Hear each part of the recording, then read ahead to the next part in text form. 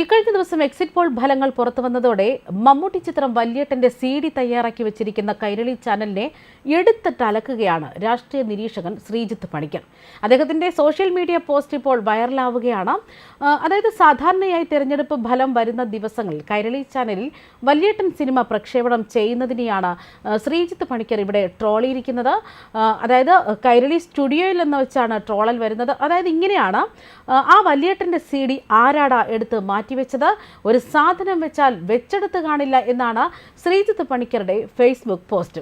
അതായത് കന്യാകുമാരിയിൽ നിന്ന് കിട്ടിയ നിർദ്ദേശപ്രകാരം എക്സിറ്റ് പോളും ഹാക്ക് ചെയ്തതാകുമെന്നും സഖാക്കളെ നമ്മൾ തളരരുതെന്നും ശ്രീജിത്ത് പണിക്കർ മറ്റൊരു പോസ്റ്റിൽ പറയുന്നു. അതായത് അന്തിമ ഫലം വരുമ്പോൾ നമ്മൾ മത്സരിച്ച 52 സീറ്റുകളിൽ മാത്രമല്ല, നമ്മൾ മത്സരിക്കാത്ത ചില സീറ്റുകളിൽ കൂടി നമ്മൾ ജയിച്ചിരിക്കും. അതാണ് വൈരുദ്ധ്യാത്മക ഭൗതികവാദം എന്നാണ് ശ്രീജിത്ത് പണിക്കർ കുറിക്കുന്നത്. അതായത് ഈ സിനിമ തിയേറ്ററിൽ വരുന്നതിനേക്കാൾ 4 ഇരട്ടി തവണയാണ് കൈരളി ചാനലിൽ പ്രക്ഷേപണം ചെയ്യുന്നത്. അതായത് ഓണം, വിഷു, ഈസ്റ്റർ അങ്ങനെ ഉത്സവം എന്തുമായിക്കൊള്ളട്ടെ, കൈരളിക്ക് മമ്മൂട്ടി ചിത്രം വല്യേട്ടനില്ലാതെ ആഘോഷം ഒന്നുമില്ല. 4-ാം തീയതി ഫലം പ്രവചിക്കുന്ന സമയത്ത് നിലവിൽ വല്യേട്ടൻ സിനിമ കൈരളി ചാനൽ കാണിക്കുന്നതിനെ കുറിച്ച് തന്നെയാണ് ഇപ്പോൾ ശ്രീജിത്ത് പണിക്കർ പറഞ്ഞുകൊണ്ട് CPM-നെ വാരി അലക്കുന്നത്.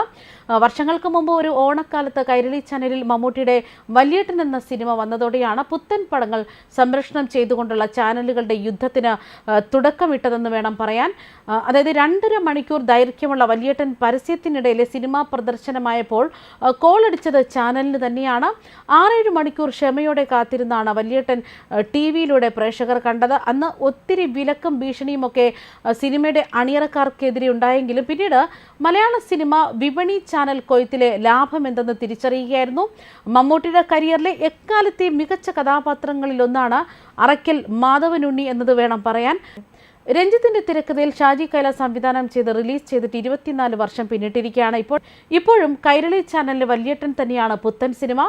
സിനിമയുടെ സാറ്റലൈറ്റ് റേറ്റ് കൈരളിക്കായതിനാൽ സ്ഥിരമായി സിനിമ സംരക്ഷണം ചെയ്യുന്നതുമായി ബന്ധപ്പെട്ടുള്ള ട്രോളുകളടക്കം സോഷ്യൽ മീഡിയയിൽ പ്രചരിക്കുന്നുണ്ട്.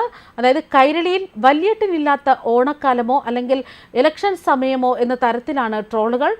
മറ്റ് ചാനലുകളെല്ലാം പുതിയ സിനിമകളുമായി എത്തുമ്പോൾ കൈരളിയിലെ എക്കാലത്തെയും പുത്തൻ ചിത്രം വല്യേട്ടൻ തന്നെയാണ്. ഗൂഗിളിൽ വല്യേട്ടൻ എന്ന് സെർച്ച് ചെയ്യുമ്പോൾ ഓട്ടോമാറ്റിക്കായി അത് കൈരളിയിലേക്ക് പോകുന്നതടക്കം വൻ ട്രോളുകളാണ് നിറയുന്നത്.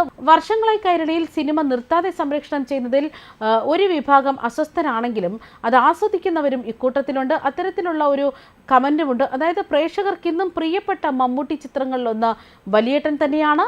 എല്ലാ തരത്തിലുമുള്ള കഥാപാത്രത്തെയും അവതരിപ്പിക്കാൻ കെൽപ്പുള്ള മമ്മൂട്ടിയിൽ അറയ്ക്കൽ മാധവനുണ്ണിയും സുരക്ഷിതമായിരുന്നു. മമ്മൂട്ടി മാത്രമല്ല, സഹോദരന്മാരായി എത്തിയവരും വില്ലന്മാരുമെല്ലാം ഒരുപോലെ തിളങ്ങുകയാണ് വല്യേട്ടൻ സിനിമയിൽ. ന്യൂസ് ഡെസ്ക്, കർമ്മ ന്യൂസ്.